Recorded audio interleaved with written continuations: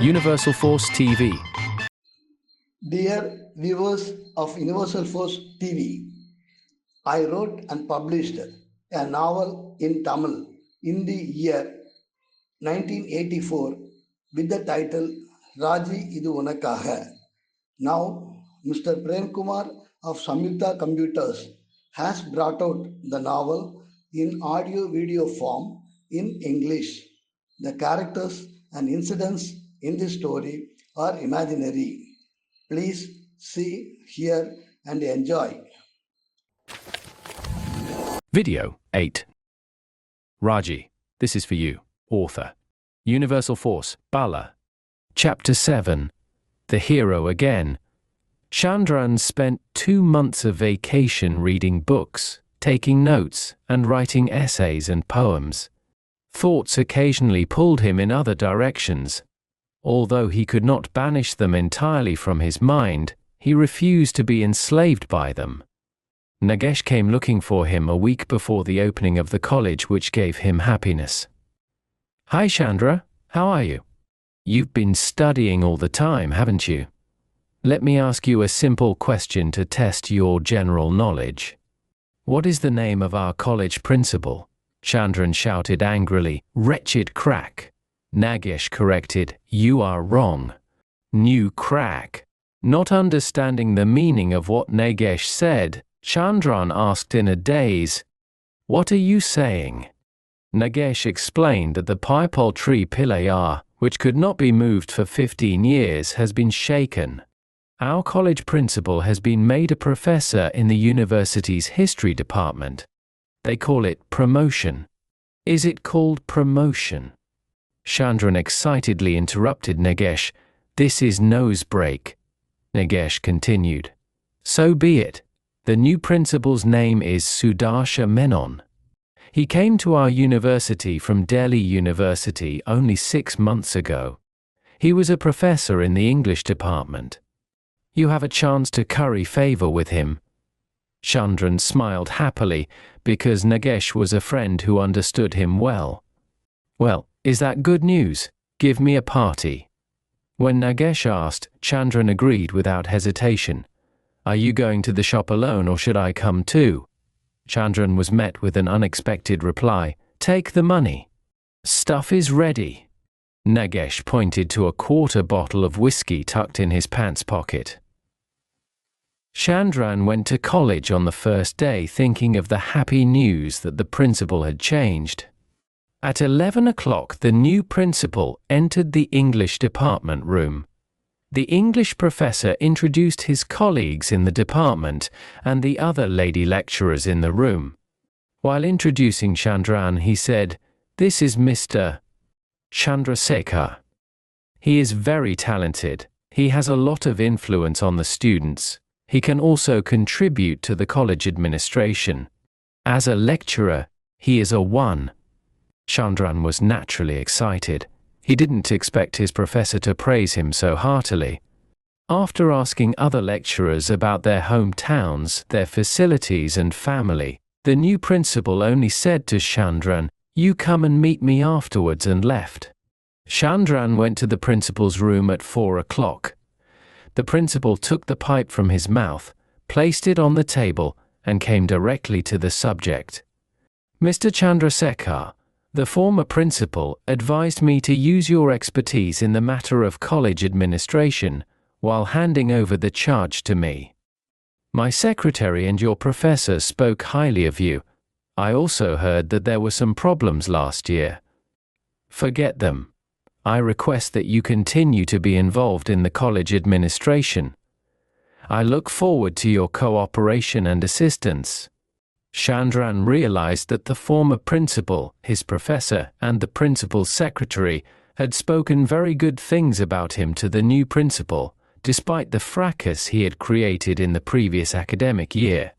He was proud of the fact that the world loved him and valued him, despite all his flaws. As soon as the principal stopped talking, Chandran paid his share. "Sir, I place at your disposal all the skills I have in the matter of administration. I want to tell you the truth about myself. I am a selfish person. When I help you, I always make sure that you value my skills." The principal smiled approvingly and said, "You are outspoken. I like it." When the principal gave the green flag, what was on Chandran's mind came out. "Sir, another assistant professor post was sanctioned for the English department in February. You have to make an appointment before the end of July and inform the university. Only those who have worked as lecturers for at least 4 years in a college can apply. But a teacher in the concerned college, irrespective of his period of service, if recommended by the principal, is eligible to be appointed assistant professor. Now, my becoming assistant professor is in your hands. If you do this favor for me, I shall show my gratitude to you until my last day in this college. I shall lessen your burden. Please forgive me if I am taking undue liberty with you." The principal, again holding the pipe in his right hand, replied, "Mr. Chandrasekhar, I am impressed by your honesty and frankness. Tell my secretary tomorrow to bring me the papers about this. We will arrange for an advertisement in the newspaper. It is only an eyewash, of course. Please do not tell your professor what you spoke to me." It was like the wind of luck was blowing in Chandran's direction. He again showed involvement in the college administration. The sight of Chandran working in the college office till 7 p.m. proved the relationship between him and the new principal. The principal did not want anyone to come to him with a recommendation for the assistant professor selection. So, he invited 4 professors from other colleges and entrusted the work of conducting the interview to them. As soon as the principal gave an exemption to Chandran and accepted his application, the other lecturers knew what the outcome would be. The selection committee came with coat and tie, asked some questions and created a maze as if they were going to find out who was talented. But what would they gain by ignoring the college principal's recommendation and opting for someone else? Despite the principal's recommendation, the selection committee wanted to probe the knowledge of Chandran by asking questions. It seemed that he would have won the competition without the recommendation, so much so that he amazed the examiners by cracking questions, blunting them, and sometimes asking a different question in reply to a question. A faculty section muttered, "Chandran could not have become an assistant professor without the principal's recommendation." Chandran turned a deaf ear to criticism. He did not get into trouble by vainly entering into controversies binding himself or those who helped him. Even the English department professor was a little disappointed and surprised. He said to himself, "It is just 2 months since the new principal arrived. How did Chandran earn his goodwill so quickly?" The professor was even irritated that Chandran had used to his advantage what the professor spoke to the principal in praise of Chandran. However, the English professor did not choose to speak out publicly. Again, there were signs of Chandran's domination in the college. Students' union elections were over. It was the prerogative of the principal to appoint a teacher representative. Since the principal was new to the college, the vice principal expected the principal to decide after consulting him. Some people wanted to tell the principal, appoint anyone other than Chandran. What if the principal takes it as a challenge and appoints Chandran? Chandran and the new principal, Mr. Menon, developed a close friendship. Often Mr. Menon would take home Chandran in his car and treat him to dinner, then drop him off at the lodge in his car. Despite being 45 years old, Mr. Menon impressed Chandran with his youthful sensibilities. Twice a month, both sat at home and indulged in drinking. Then Menon remarked, "I'm going to appoint you, both in the union, as management representative, and as editor in the college magazine." Some people in the professors' meeting wanted to advise me on this. I said, "I don't think it's necessary." Chandran was ecstatic. He said, "My life is like a movie. Last year, I went from low to high. Then I was turned upside down." Some people said that my chapter was over. I too thought of resigning this college job and taking up a job as a magazine sub-editor. I wanted to live independently, even if the income was low in the beginning. But the love that you showed me and the importance you gave me completely changed my plan and thought. Now I have forgotten the free life that I had imagined. However, last year's events made me realize some truths about life. I feel confident that I can use those facts to build a successful life where there are no more failures. Chandran stopped talking and drank the whiskey and soda for the fourth time. A daze caused him to stumble. But he spoke in a clear voice. "Sir, Mr. Menon, I am going to tell you something that is a little private of mine. I have complete confidence in you. I hope you will not use any of my actions against me and trap me. Promise me." Instead of giving an assurance, Menon asked somewhat angrily, "Am I a fool to tell you about the college administration, the professors and the vice principal without taking such an assurance?" Chandran realized his mistake and bowed down. "Forgive me. I hesitated to trust you as you are in a higher position than me. I will tell you frankly, I am in love. I have been in love with many women before, but I got away without marrying any of them. Earlier, I refused to accept a lifetime relationship with any woman. Now I have come to believe that I can take advantage of that relationship, without becoming a slave to that woman. There are two reasons for this change. One is the confidence that comes from developing my skills beyond an average person. Two, the superior qualities of the woman I am now in love with." Menon, unable to contain his curiosity any longer, asked the question, "Who is that girl?" Chandran lifted his head, reclining in his chair and enjoying the full view of the moon shining amidst the stars, and replied, "Lakshmi, the lecturer working in my department." Mr. Menon thought for a few seconds and said, "Very good, nice girl, a girl with good qualities as you mentioned, but she is from Andhra?" Chandran sat up straight and asked him a question like a friend in an argument. "You are from Kerala. How did you and I become such close friends?"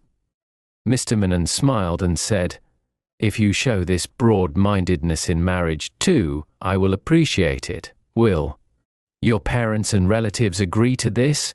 Chandran replied, "Only those who respect my opinions and love me are my relatives. If you agree, I will come to your house with my wife, otherwise, I will come alone.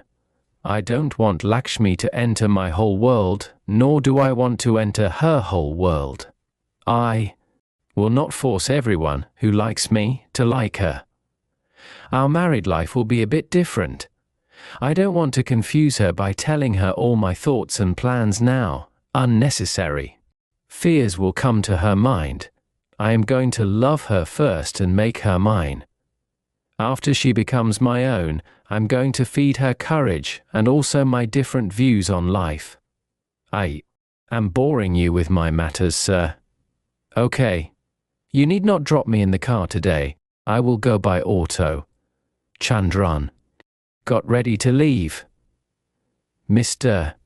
Menon wanted to end the conversation by clearing his crucial doubt. Has she agreed to the marriage? Chandran replied somewhat nonchalantly, "Don't worry, sir. I have got half the consent. The rest of the consent depends on your increasing my influence in the college." Mr. Menon shook hands with Chandran and said, "Chandra, you are a shrewd guy. Don't worry. I will raise your influence so much that Lakshmi longs for you. Good night." The election for the union secretary and the selection for the editorial board of the college magazine were completed the following week. Students were not much interested in knowing who was the union secretary. They were eager to know whether Chandran would be appointed as the management representative. There was also a desire among the students that Chandran should be reappointed as the editor of the magazine. During The previous year, Chandran raised the banner of revolt against the principal, demanding full independence for both the magazine and the union. Chandran did not appear as a teacher to the students. They thought of him as a fellow student. Even after becoming assistant professor, he did not give up his mischief of cracking jokes and making students laugh. The principal announced through the notice board that Chandran was appointed as the management representative in the Students' Union and also the editor of the college magazine. After reading it, the male and female students rushed to the English department room to congratulate Chandran, who was sitting quietly engrossed in a book. Raji's face turned pale and lifeless at this scene. But another woman in the room had a slight smile on her face. She was Lakshmi, a lecturer in the English department whom Chandran was determined to make his own. Even now, Chandran liked the way Nagesh came to the lodge and complimented him. "You're a king. These principals don't seem to have any brains." Chandran said nothing in reply and laughed along with Nagesh. Friends, we shall meet again next Friday at 8 p.m. Bye.